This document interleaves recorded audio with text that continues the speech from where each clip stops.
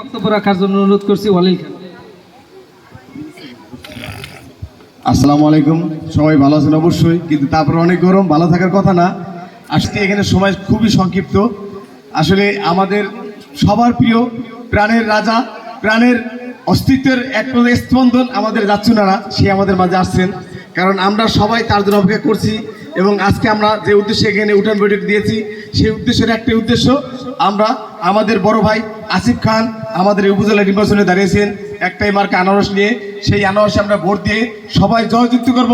যে যেখানে আছে, যে যেভাবে আছে, যার যেমন যেখানে আত্মীয় স্বজন আছে, সবাই দয়া করে সবাইকে আত্মীয় স্বজনকে বলবেন আমাদের এই আনারস যাতে সকল জায়গায় জয়যুক্ত হয় সেই ব্যাপারে সবাই কাজ করবেন।